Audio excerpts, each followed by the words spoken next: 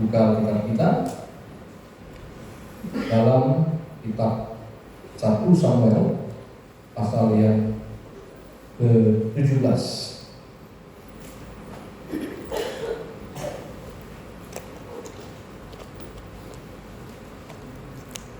1 Samuel pasal yang ke-17.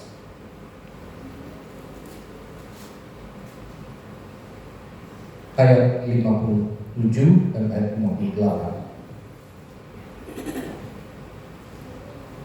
1 Samuel 17 ayat 57 dan 58 dikatakan Tuhan.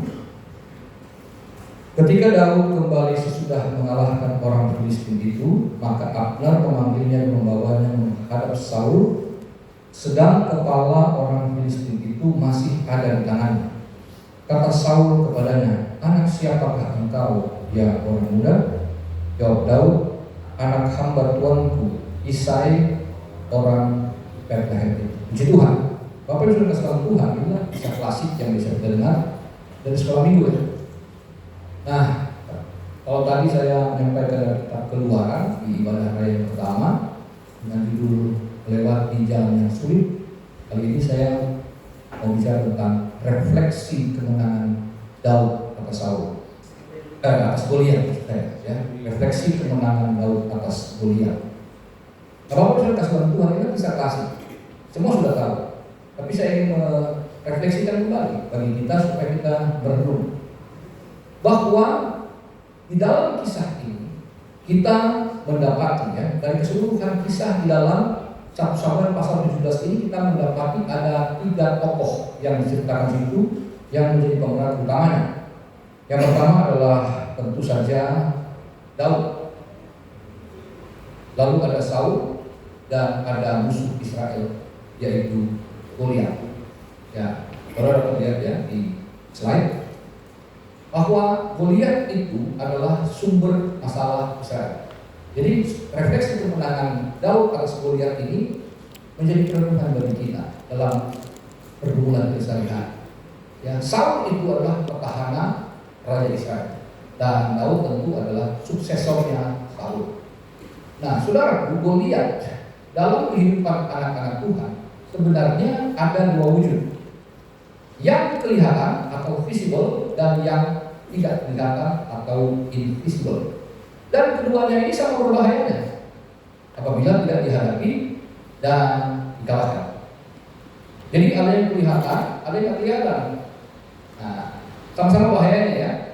Untuk itu sebagai anak Tuhan, apa yang kita butuhkan untuk mengalahkan Goliat, baik yang visible maupun yang invisible dalam hidup kita?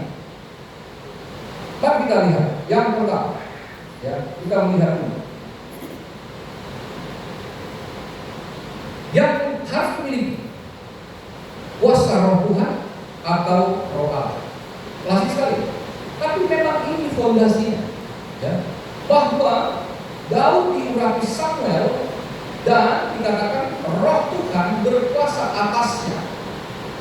Ayat-ayatnya tulisan di situ, Bapak Ibu Saudara bisa membaca sendiri ya, karena waktu supaya saya tidak lama berada di pembacaan. Daud bukan hanya menjadi raja atas Israel saja, tapi dia menjadi raja Israel raya. Oke, karena ada 2 tahap. Pertama, dia menjadi raja atas Yehuda saja, lalu kemudian terjadi reunifikasi antara antara pendukung Daud dari Yehuda dan pendukung Saul dari Benyamin. Kemudian mereka akhirnya menjadi Israel raya. Tetapi Daud juga dikatakan dia bukan hanya raja, tapi dia gembala atas Israel, umat Allah.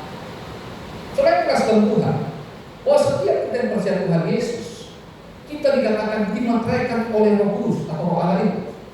Dan kepada kita, ketika kita dipenuhi oleh Roh Kudus, kita diurapi untuk melayani, bukan?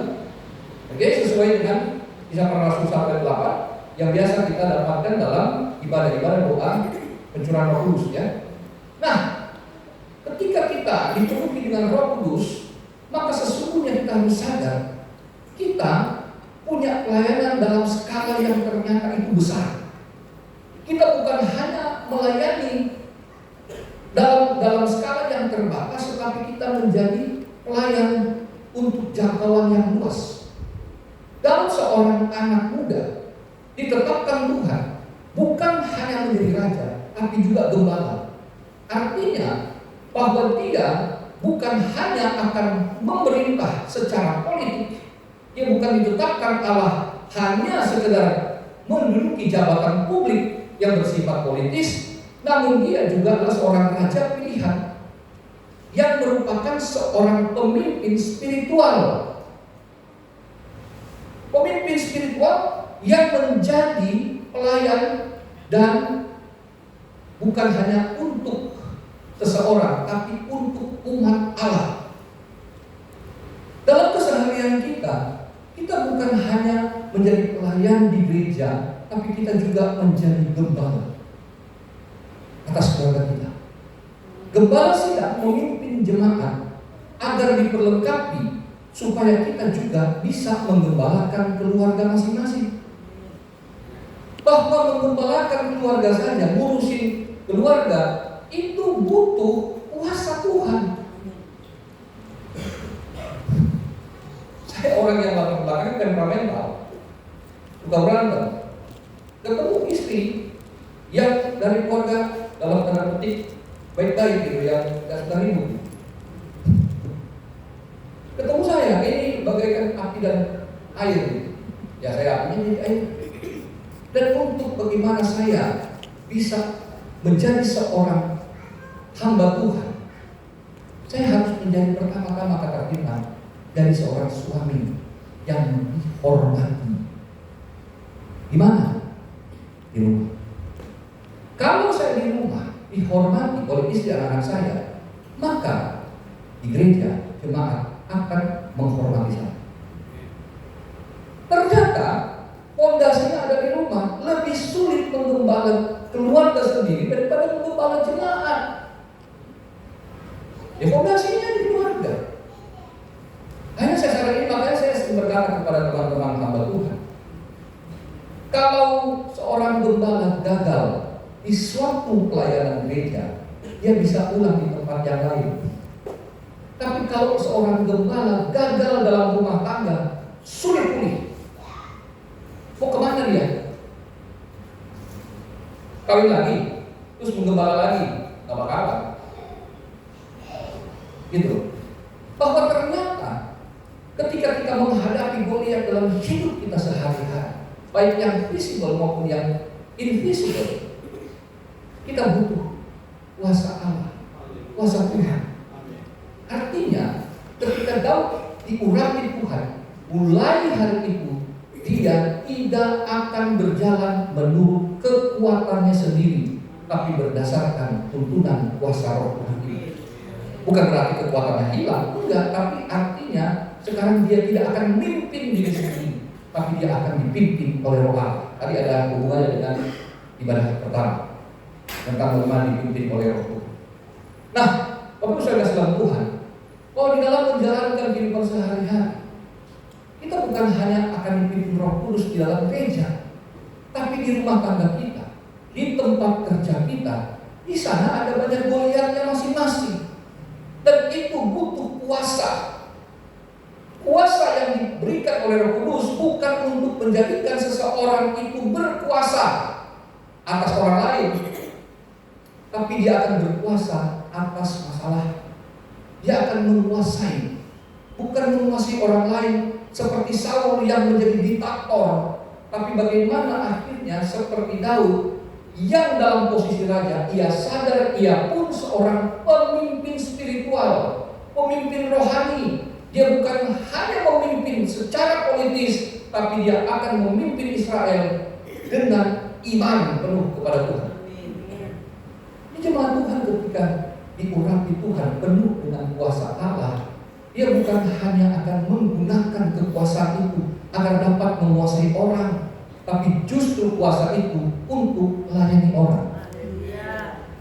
Ya, banyak dikali memegang jabatan kekuasaan untuk memanfaatkan orang, tapi orang yang dikuasai Roh Kudus, Roh Allah, Roh Tuhan itu orang yang akan bermanfaat bagi orang lain. bukan dia memanfaatkan orang. Haleluya. Karena dia pelayan Tuhan. Daud bukan sekedar raja, tapi Daud seorang pemimpin rohani. Kita bukan hanya menjadi orang-orang yang bisa punya jabatan kekuasaan di tempat kerja kita, apalagi di gereja. Pendeta bukan penguasa, pendeta hamba, pendeta pelayan. Maka gembala tidak menguasai jemaat, tapi gembala adalah pelayan jemaat. Itu ketepatannya. Tapi kata Tuhan Yesus, seorang yang melayani, seorang yang mengabdi, dia seorang pemimpin. Dia seorang yang terkemuka. Jadi bukan kita cari muka, bukan kita cari-cari jabatan kita bisa memimpin, tapi karena kita melayani, maka Tuhan memberikan kita sesuatu yang bisa kita lakukan lebih luas, yaitu sesuatu yang bisa memimpin orang lain untuk Tuhan. Karena banyak orang mungkin bekerja, dia bekerja bagi dirinya, bagi pimpinannya, bagi perusahaannya doang. Dia lupa bahwa ketika dia bekerja, dia bukan hanya akan menggunakan akal budinya, tapi dia harus menggunakan kekuatan spiritual, kekuatan rohani, sehingga Allah turut bekerja dalam pekerjaan-pekerjaan. Allah bekerja bukan hanya dalam gereja, Pak, Bu. Di tempat bekerja Bapak Ibu, Allah pun turut bekerja di sana. Dan ingat, pekerjaan itu bukan untuk namamu, tapi untuk kemuliaan Allah. Itu sebabnya kita harus punya kesadaran bahwa ketika kita dipimpin oleh Roh Tuhan, bisa jadi kita justru akan ketemu masalah. Bukankah itu yang dialami oleh Tuhan Yesus ketika ia dipenuhi oleh Roh Kudus setelah pembaptisan di Sungai Yordan? Alkitab mencatat dalam Matius pasal 4 ayat 1, ia dipimpin atau dibawa oleh Roh Kudus ke padang gurun untuk apa? Dicobai. Jadi jangan pikir kita penuh Roh Kudus, lalu kita tiba-tiba setiap jalan ada kuasa yang mengalir. Oh enggak. Terus seringkali kita nggak ngerasain apa-apa, atau pencobaannya banyak di depan. Di mana saja tiba-tiba ada banyak masalah, tiba-tiba Goliatnya gede-gede banget di depan sekeliling kita. Karena itu memang yang harus terjadi. Karena kita dipenuhi oleh Roh Kudus, Roh Allah diurapi, maka kita pasti akan melenggang kangkung dalam pekerjaan, dalam bisnis. Enggak.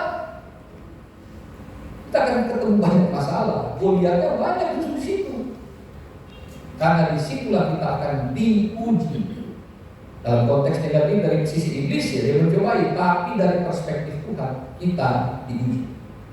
Dan Daud lulus summa cum laude. Meskipun dia raja secara de jure, tapi de facto masih Saul. Kamu nggak masalah, karena selama Tuhan yang mengurapi berarti dia juga yang menyertai. Nah, dalam kasih Tuhan kita lihat ya, bahwa memposisikan diri next ya, sebagai hamba dan pelayan, kekuasaan Daud semakin besar dan kuat, serta martabat pemerintahannya terangkat karena Tuhan dan Israel umat.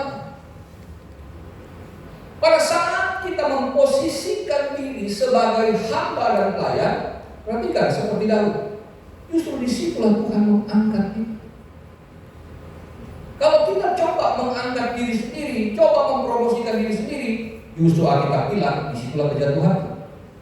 Tapi di sini dikatakan Daud semakin besar dan kuat, serta martabat pemerintahannya terangkat oleh karena Tuhan dan oleh karena apa? Umatnya Israel. Artinya ada kepentingan Tuhan yang beracara di situ, sehingga ketika kita bekerja dengan iman, dengan kesungguhan hati, dalam takut akan Tuhan karena kita sadar ada urapan Roh Allah itu,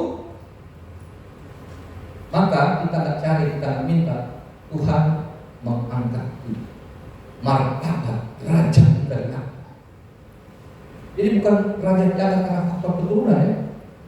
Oh dia marga ini, oh dia hebat, keluarga hebat. Saya marga ini bukan kurang terhormat, enggak. Tapi dikatakan di sana justru martabat pemerintahan terangkat oleh Tuhan. Kepentingan Tuhan ada di dalam pekerjaan itu. Dan oleh apa? Umat Tuhan berarti ada kepentingan orang lain. ternyata ketika kita bekerja, kita melayani di mana saja, kita melakukan itu bukan untuk diri kita. Ingat, ketika Tuhan memberi perintah, kasihilah Tuhan Allah dan kasihilah sesamamu manusia seperti dirimu sendiri. Pertanyaannya, ketika kita sibuk melayani Tuhan, melayani sesama, mengasihi Tuhan, mengasihi sesama, kapan kita punya waktu mengasihi diri sendiri?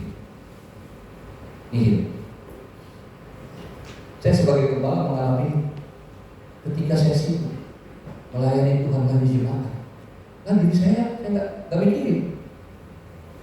Waktu tenaga saya itu kan. Kalau jemaat kan masih mikir, Pak, saya masih ada urusan ke sana. Kalau pendeta kan jam ibadah nggak bisa mikir itu. Harus. Termasuk sumber daya, keuangan semua itu dicurahkan. Seringkali ketika pulang pelayanan saya bilang ke istri, dompet isinya tinggal 20.000. Besok kita butuh mujizat. Di mana saya mengasihi diri saya sendiri? Saya sibuk untuk urusan Tuhan dan urusan jemaat Tuhan. Maka ternyata urusan yang saya lupakan itu Tuhan ingat. Tuhan yang mengasihi saya. Jadi ketika saya mengasihi Tuhan, saya sibuk mengasihi sesama. Nah, diri saya siapa yang kasihi?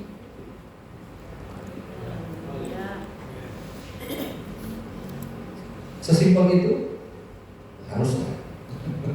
Dan sadar bahwa yang memberi kuasa adalah Allah, dan yang dipimpinnya bukan rakyat biasa, melainkan umat perjanjiannya. Sepanjang hidup dan karirnya, Daud selalu bersandar pada kuasa Roh Tuhan. Nah, itu dapat kita lihat semua sepanjang Mazmur di mana Daud menulis itu. Ketika kita membaca Mazmur Daud, justru di sana kita menemukan Daud sedang kesulitan. Baca ya. Lebih banyak dia kesulitan daripada dia mengucap syukur karena menang. Tapi jangan lupa, setiap Daud menuliskan pergumulannya yang berat, selalu di endingnya dia selalu berkata, tapi Tuhan akan menolong aku, tapi Tuhan akan menyatakan kuasa, tapi Tuhan akan membela aku, dan seterusnya. Kita boleh mengeluh, kita boleh menyatakan kesusahan kita di hadapan Tuhan, tapi jangan lebay. Selalu harus dikunci dengan iman percaya kepada Tuhan. Itu orang yang diurapi. Goliatnya nggak kelihatan mungkin, ada di hati dan pikiran. Ketika kita berkeluh kesah Tuhan, begini, maka kita selalu akan menuntut, tapi aku tahu Tuhan, Engkau ada bersama. Seperti lagu-lagu tadi yang dinyanyikan, aku percaya Engkau berkuasa atas hidupku. Memang berat Tuhan hidup ini untuk dijalani, tapi aku bersandar penuh pada kuat kuasa. Itu orang kita. Oke, next. Yang kedua, yang diperlukan kesetiaan. Daud memulai pelayanan sebagai gembala kambing domba milik ayahnya, dan puncaknya ketika dia menjadi raja yang menggembalakan Israel umat Allah. Perhatikan, pada saat dia bertempur, kakaknya bilang, siapa yang jagain 2-3 ekor domba kita? Artinya Daud ini sebenarnya gembala miskin kan? Orang tua juga bukan orang kaya. Cuma 2-3 ekor domba. Daud menjadi gembala kambing domba yang cuma 2-3 ekor itu bukan punya dia pula, punya bapaknya. Tapi akhirnya apa? Tuhan mengangkat dia menjadi gembala atas suatu bangsa. Bukankah Tuhan Yesus pernah bilang, siapa yang setia pada perkara kecil, dia akan dipercayakan perkara yang besar. Apa sih kunci daripada hal tersebut? Tuhan bilang apa? Hanya ini, hai hamba-Ku yang baik dan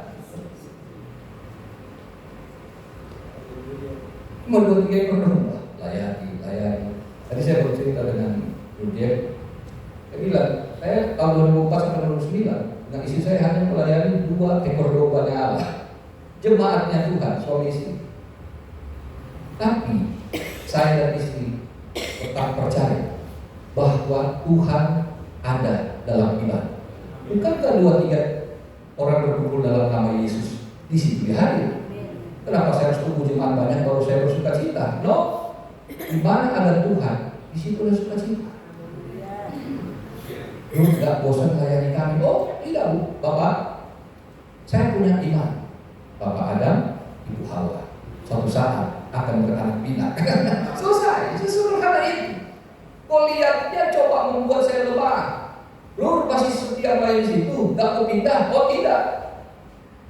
Jadi saya katakan di ibadah pertama kali, selama tiang awan, tiang api Tuhan tidak bergerak, saya akan stay di situ. Jadi ketika Tuhan percayakan pelayanan semakin banyak, saya terbiasa melayani gereja kecil, gereja besar, nggak ngaruh sama saya. Satu orang pun saya datang layani. Kenapa? Karena saya tahu bahwa dari yang kecil inilah Tuhan akan mempercayakan yang lebih besar. Setia doang. Daud setia kepada Tuhan seumur hidup. Hal ini berkuat dengan pernyataan sejak hari itu dan seterusnya berkuasalah Roh Tuhan atas Daud. 1 Samuel 13 itu. Artinya sejak hari ini dan seterusnya. Sampai kapan seterusnya itu? Nah, Kisah Para Rasul kalau kita lihat, kita geser lagi, maka kita akan mendapatkan bahwa bukti bahwa Daud setia sampai mati ditegaskan Rasul Paulus di Perjanjian Baru. Setia di mata Allah Paulus ialah Daud bin Isai, seorang yang berkenan di hatiku dan yang melakukan segala kehendakku. Lalu dia mangkat. Kisah Rasul 13 ayat 22 dan 23. Kesetiaan itu sampai kapan? Sampai kapan? Kita harus bilang, aku akan menyertai kamu sampai akhir zaman. Akhir zamannya kapan? Kita hidup sekarang, akhir zamannya kapan? Terus datang lagi, gak tahu. Sampai mati lah. Terus hidup. Karena kesetiaan kita kepada Tuhan itu dicerminkan lewat kesetiaan kita di dalam berkeluarga. Bukankah sumpah setia saya dan Bapak Ibu ketika menikah, aku akan setia kepadamu sampai mau memisahkan. Janji setia kita itulah yang menjadi penggambaran yang sangat istimewa. Kata Rasul Paulus, itu adalah gambaran Kristus dengan jemaat. Maka saya bilang jangan remehkan rumah tangga kita itu adalah hubungan yang sifatnya kekal. Meskipun saya dan istri saya akan dibatasi oleh usia, satu saat akan tua dan mati, tapi sifat hubungan itu kekal karena perbandingannya dengan Kristus dan jemaat. Jadi makanya ketika kita setia melayani di gereja, di tempat kerja, khususnya dalam keluarga kita, ibu-ibu yang setia melayani suami, melayani anak-anak, capeknya gak ketulungan, itu jadi penilaian Tuhan. Haleluya. Saya sudah melihat istri saya bekerja, lalu jujur mendingan saya keluar balik. Loh, istri saya wakil gembala, ini tante, ibu gembala. Kalau hitung-hitung mungkin ibu gembala lebih banyak kerja daripada bapak gembala, benar? Istri saya bangun jam 4:30 pagi, lalu ngurusin anak-anak untuk siap-siap sekolah. Sekarang yang nomor 1 udah kuliah, dia harus mempersiapkan segala sesuatu. Lalu kemudian dia harus mencuci baju, memasak, pikat, malamnya dia harus siapin khotbah. Saya nggak melakukan itu. Tapi istri saya, dia setia melakukan semuanya itu, bukan sekedar untuk saya dan anak-anak, tapi karena dia harus menyadari itu adalah pelayanan kesetiaan kepada Tuhan. Haleluya. Nah, kuliah itu seringkali hal-hal yang sepele sih dalam keseharian kita, tapi kita tahu ketika kita setia, maka Tuhan tidak pernah lupa. Ulangan pasal 28 ayat 1 sampai 3 kalau tidak baca sampai 14 ini. Bahwa jika engkau baik-baik mendengarkan suara Tuhan Allahmu yang kusampaikan kepadamu pada hari ini, engkau lakukan dengan setia, maka segala berkat ini akan menjadi bagian. Tuhan akan mengangkat engkau di antara segala bangsa. Lo kali kan sama, tahu kan? Tuhan mengangkat dia. Jadi jangan dulu bilang, Tuhan jadikan aku kepala, jangan jadi ekor. Setia belum? Kadang-kadang sih, ya. Minta-minta doang. Tapi artinya apa? Ketika engkau baik-baik mendengarkan suara Tuhan, lakukan dengan setia, bukan hanya sebagai pendengar firman, tapi menjadi pelaku firman, maka enggak kita minta promosinya. Tuhan mengangkat engkau. Segala berkat ini akan menjadi bagianmu. Teks Ibrani Radap itu mengejarmu, bukan kita yang kejar berkat. Berkat yang kejar kita karena kita setia melayani. Jadi bukan alasan kita bahwa saya begini dan begitu, tapi kita tahu kita cukup melakukan apa yang Tuhan suruh. Maka bagian Tuhan memberi apa yang terbaik untuk kita adalah sesuatu yang bahkan melampaui pikiran kita. Next. Yang ketiga,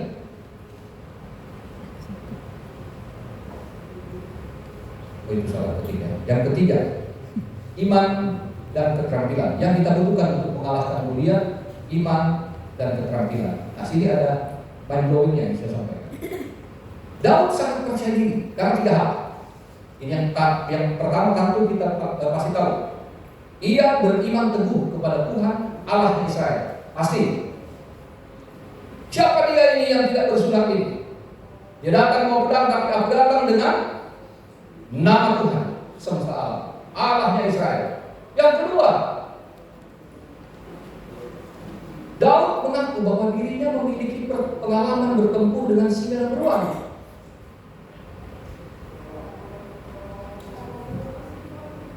Ketika semua pasukan ketakutan, termasuk Saul, rajanya ketakutan. Kalau raja udah gemetar, rakyat pasti takut. Dan begitu, makanya kalau bertemu kalahinannya dengan rajanya, udah pengikutnya cerai. Makanya majulah Goliat. Kalau Goliat kalah, hancur Filistin. Sesimpel itu. Dan Goliat 40 hari 40 malam menantang barisan Israel, gak ada yang berani. Tiba-tiba anak kemarin sore ngomong, anak Pelprat GPD sudah tiba-tiba ngomong, anak SMA muncul 17 tahun. Gue yang lawan dia, coy. Jadi musuh, serius, lawan dia. Dia datang pakai pedang kan? Gue datang dengan iman. Loh, gue udah pengalaman coy. Apa lu? Singa dan beruang kalahkan. Kau bilang apa? Waduh, repot nih. Itu Goliat, bukan singa dan beruang. Oh bos, singa dan beruang, saya kalahkan. Goliat akan kubuat sama, kata Daud. Begitu kan ceritanya kan? Kubuat seperti singa dan beruang. Bilangin bos, itu pendekar. Baca baik-baik. Goliat dikatakan apa situ? Seorang pendekar Filistin, pahlawan perang Filistin. Kalau pendekar, kira-kira kalau karate bang rapat dan apa itu? Kalau pencak silat dia seorang pendekar, itu jawara kan? Dan pahlawan berarti ini pengalaman tempurnya hebat banget di Goliat. Udah tinggi gede, pendekar, pahlawan. Lu lawan siapa? Jangan beruang. Enggak lawan, bos.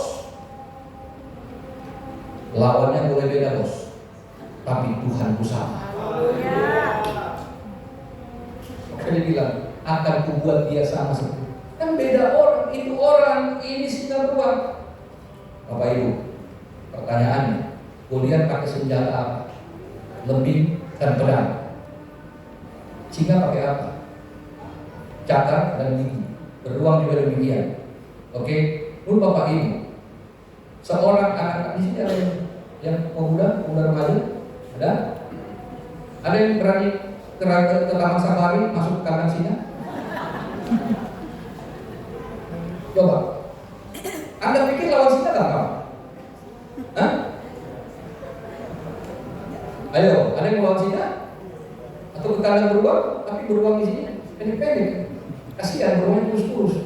Lawan beruang grizzly dari Amerika yang gede banget. Ada yang berani? Udah lah, saya kecilkan deh. Ada yang berani masuk ke kandang Rottweiler yang Anda nggak kenal? Pitbull? Lawan Pitbull aja dah. Gak usah singa dan beruang, bang Pitbull atau Rottweiler yang Anda nggak kenal. Berani? Lalu bilang apa? Tarik jenggot, pukul dia. Ada yang berani tarik janggutnya Rottweiler? Singa di Sabang Safari, ibu, gemes deh. Ada yang berani tarik janggutnya? Berarti kan Daud ini bukan asal ngoceh. Dia telah mengalami pertempuran yang hebat, sama hebatnya dengan Goliat yang bertempur dengan pedang. Yang ketiga, ini yang penting. Daud memiliki keterampilan, yaitu teknik bertempur dan keahlian menggunakan senjata. Perhatikan, waktu dia lawan singa dan beruang, dia pakai apa? Tongkat. Seorang pembalap, dia pasti bawa 2 tongkat. Yang satu tongkat yang panjang, yang bentuk lengkungan buat tarik-tarik. Kalau ada domba yang tersesat, masuk jurang, ditarik ke akhirnya pakai yang melengkung seperti natal-natal begitu kan, ada kan? Ada tongkat melengkung. Oke? Yang kedua namanya gada. Kayak kan, kalau bilang gada dan tongkat, gada itu pemukul seperti pemukul baseball. Tahu kan? Buat apa tuh? Buat pukul singa, buat pukul beruang. Kapan? Pada saat ada domba di mulut singa, cuma 2-3 ekor, dibiarin mati. Apa kata bapak gua? Mendingan gua yang mati kalau perlu. Ya lawan. Lalu kemudian kita lihat di sini banyak yang salah. Coba lihat gambar Daud dan Goliat, sama seperti contoh gambar pemugalan. Kan jarak dekat pertempurannya kan? Begini, tiba-tiba kena. Itu kan ilustrasi untuk menggambarkan perang zaman itu adalah perang kolosal, massa ribuan. Biasanya mereka akan bertempur di antara lembah itu, satu sebelah sana, satu sebelah sini. Itu jauh jaraknya, bukan cuma antar sini ke situ. Kapan bisa buru-buruan cepat gitu kan? Makanya kan boleh kan teriak-teriak sebelah sana karena jauh. Teriak suaranya kan bergema, lembah dengan lembah itu bergema. Teriak kedengaran sana. Coba nonton film-film kolosal, zaman-zaman perang-perang klasik, pasti begitu kan? Daud di sebelah, kemudian di sini. Apa yang dilakukan oleh Daud? Selain dia punya iman, dia punya keterampilan coy.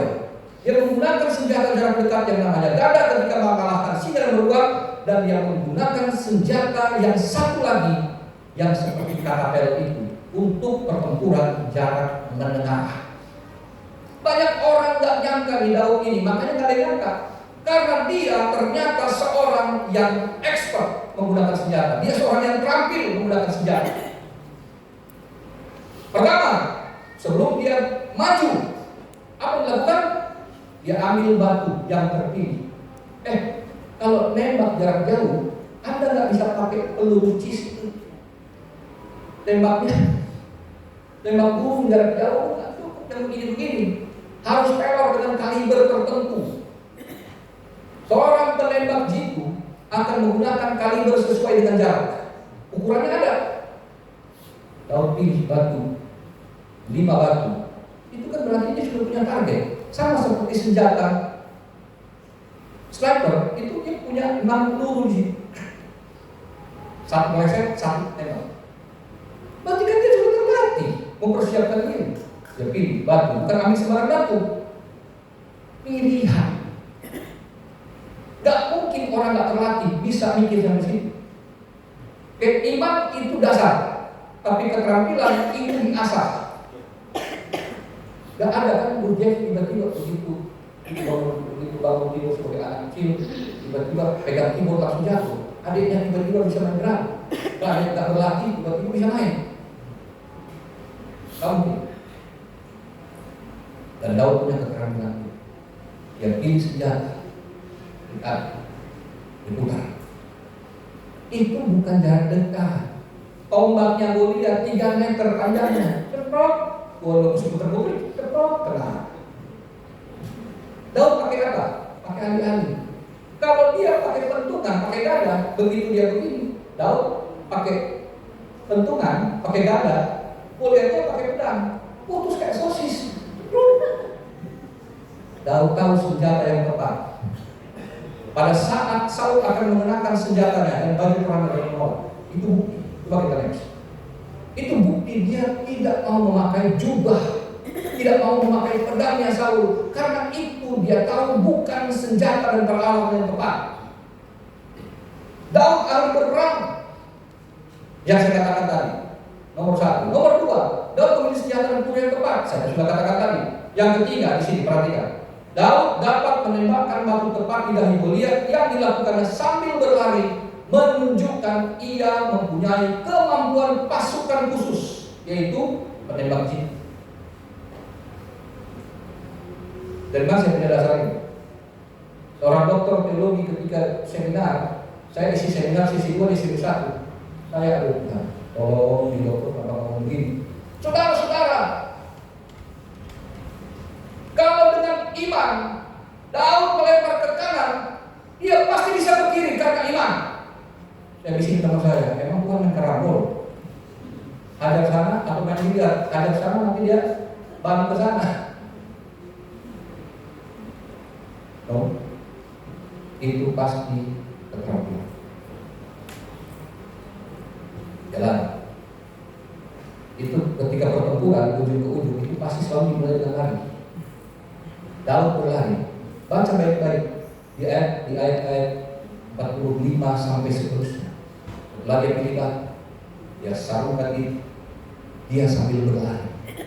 Coba Bapak Ibu lari, terus sambil nembak, bisa nggak? Kalau nggak terlalu, nggak bisa. Ini dia sambil berlari, dia putar-putar. Jangan lupa, kata pel itu atau alih-alih itu adalah senjata yang sangat manjur untuk pertempuran jarak menengah. Itu bisa mencapai 600 meter jaraknya kalau diputar dengan kencang kalinya angin. Pada zaman tentara Roma dulu, itu bisa tembus limbah besinya. Itu sama dengan peluru kaliber gede kalau sekarang. Dahsyat sekali itu. Makanya biarpun Goliat pakai ketokong, tembus bukan? Tak. Dahi kena. Ada enggak cuma dengan iman Anda nembak kaki kena jidat? Atau nembak jidat kena kaki? Tidak ada. Itu pasti sniper. Sambil lari dia dalam jarak yang tepat, yang melontarkan batu itu sekali tembak kena. Mungkinkah itu kebetulan? Tidak. Karena perhatikan dalam kitab Hakim-Hakim di sana dikatakan tentara Benyamin, pasukan khusus Benyamin yang cuma berjumlah 700, mereka khusus bertangan kiri atau kidal, mereka ahli menembak itu. Dengan dikatakan apa? Tidak meleset sehelai rambut pun. Kalau sehelai rambut aja nggak meleset, apalagi jidat segede Goliat. Meleset nggak? Berarti kan ini penembak jidat. Dan ironisnya, Saul adalah raja dari suku Benyamin, tapi tidak punya keahlian itu. Daud orang Yehuda punya keahlian itu. Itu berarti buat kita hari ini usia anak muda, jangan cuma berpaku kepada latar belakang pendidikan yang sekarang. Anda harus mengembangkan diri dengan keterampilan yang lain. Karena bisa jadi ketika melamar kerja, ternyata bukan ijazah yang saya pegang yang diperlukan, tapi keterampilan yang mungkin tidak punya ijazahnya, tapi dicari oleh perusahaan. Ya kan? Gojek, Nadiem Makarim pernah interview orang, sarjana S2 komputer, tidak diterima. Yang diterima seorang lulusan SMA, tapi jago coding. Itu yang diterima. Kenapa? Yang satu bawa sertifikat, cuma jago teori. Yang ini karena SMA nggak mampu kuliah, tiap hari dia di depan itu dia kutak-atik, dia prakteknya jago. Itu yang diterima. Saya mulai dari yang kecil. Saya tidak terkenal, saya tidak punya apa, tapi saya belajar untuk memiliki keahlian yang tidak dimiliki oleh orang lain dalam kesadaran. Yaitu apa? Saya memanfaatkan media sosial. Ketika orang menggunakan media sosial, saya sadar ini adalah media yang bisa memberitakan Kristus dalam jangkauan yang lebih luas. Jemaat yang saya lihat sedikit, tapi saya bisa menjangkau ribuan orang di luar sana. Saya bisa mengajar ribuan orang. Saya memanfaatkan video YouTube, ini saya rekam. Begini, ada yang video pendek cuma 1 menit. Setiap minggu saya upload. Saya merekam itu untuk semua media sosial. Saya kemudian merekam suara untuk Spotify. Dan saya cukup terkejut ketika dengan cuma nggak sengaja saya melihat, wah, ternyata channel saya untuk Spotify itu renungan itu, saya kaget masuk di 20 podcast Kristen terbaik. Dan saya lihat situ channel kami ada di nomor 15 dan nomor 1 sampai 20 itu semuanya channel luar negeri, kecuali si pendeta kecil yang dibodohkan sana. Saya kemudian menulis artikel. Saya sadar saya nggak punya uang untuk membayar. Kalau saya membangun channel baru, artikel itu saya harus bikin situs sendiri, harus bayar tahun. Lalu kemudian situs itu pasti baru akan sulit naik ke atas kalau situs baru. Jadi saya memanfaatkan yang ada yang namanya Kompasian. Itu channel yang sudah jadi, itu situs yang sudah jadi. Dan orang-orang di situ adalah orang-orang intelek, bukan orang-orang kadun yang komentar aneh-aneh. Di situ orang berpendidikan. Saya masuk di situ dan kemarin saya sudah masuk artikel yang ke-200 dengan pembaca sudah sekitar 245.000 pembaca. Untuk membaca zaman sekarang ternyata butuh seperti ini. Haleluya. Jadi semua media saya masuk, baik yang video, audio maupun tulisan, saya memanfaatkan senjatanya orang lain. Saya tidak punya seperti yang dipunya oleh pendeta lain yang hebat-hebat, tapi saya punya senjata orang dunia yang namanya media sosial. Bagaimana dengan saudara? Hadapi Goliat, saudara, jangan cuma berpaku dengan iman. Saudara harus mengembangkan diri dengan yang terbaik. Di zaman now kita bukan hanya dengan iman, tapi harus punya keterampilan. Haleluya. Kiranya Tuhan memberkati kita semua. Masih ada poin 4.